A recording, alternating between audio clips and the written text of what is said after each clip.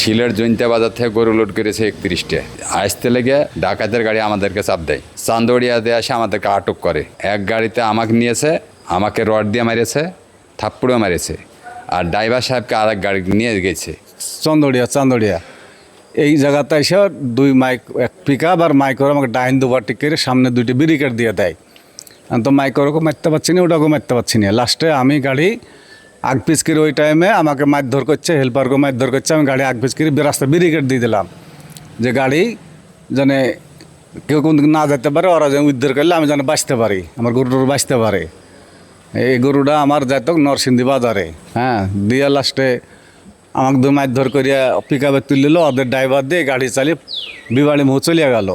আর আমাকে মাইকর করলে ওর পাশ গেল যে মাইকর খানিক পরে ঘুরিয়ে লিয়ে যে আমাকে তেলিয়াপাড়া যে স্বাস্থ্যগঞ্জের এই পারে ফাঁকা বিলে আমার হাত বাঁধা ছিল, চোখ বাঁধা ছিল, অন্ধকারে আমাকে নিচে ডারানে ফেলাই দিল। ভিতরে এসে গরু ডাকাতে আটক করার পরে আমার রাখালে যখন ফোন দেয়, ফোন দেওয়ার পরে আমি 999 ফোন দিই।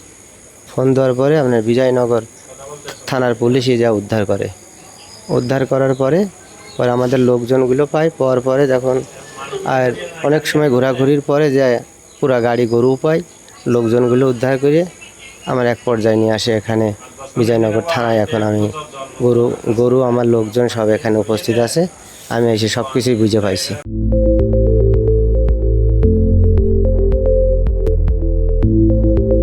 মেসেজ পাওয়ার সাথে সাথে আমি এবং আমার থানার ইন্সপেক্টর তদন্ত সহকারে ঘটনাস্থলের উদ্দেশ্যে রওনা হই। পাশাপাশি আমার যে মোবাইল টিম ছিল হাইওয়ে রোডে, ইনচার্জ মাহবুব, সেই মাহবুবকে বলি ঘটনার স্থলে যাওয়ার জন্য। মাহবুব ঘটনাস্থলে গিয়ে এই গাড়ির যে রাখাল ছিল সেই দুইজন রাখালকে উদ্ধার করে।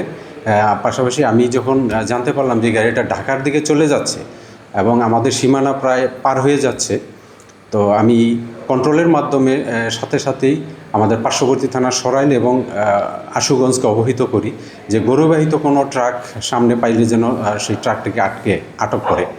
তো এই মেসেজ পাওয়ার পর সরাইলের একটা টহল টিম এই গরুবাহিত ট্রাকটিকে সিগন্যাল দেয়। সিগন্যাল দিলে তারা সিগন্যাল অমান্য করে বিশ্ব রোডের আগেই হাতের ডানে যে নাসিরনগর এবং সরাইল রোড আছে সেই রোডে ঢুকে যায়। তা আমরা গাড়ির পিছে পিছে ধাওয়া করি, পাশাপাশি সরাইলের যে টিমটা ছিল সেই টিমও গাড়ির পিছে পিছে ধাওয়া করে।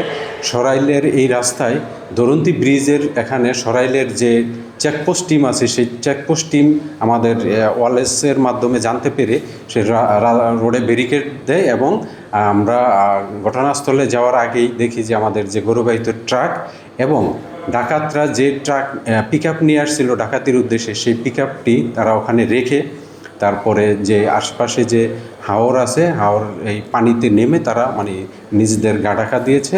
আমরা ঘটনাস্থলে গিয়ে সরাইল পুলিশের সহায়তায় আমরা এই 31টা গরু সহ একটি ট্রাক এবং ডাকাতির কাজে ব্যবহৃত একটি পিক আপকে উদ্ধার করতে সক্ষম হই। ডাকাতদের বিরুদ্ধে আইনগত ব্যবস্থা প্রক্রিয়াধীন এবং ডাকাতদের গ্রেপ্তারের জন্য আমাদের একাধিক টিম অলরেডি কাজ করতেছে। আশা করি অচিরেই আমরা ডাকাতদের গ্রেপ্তার করি আইনের আওতায় নিয়ে আসতে পারব।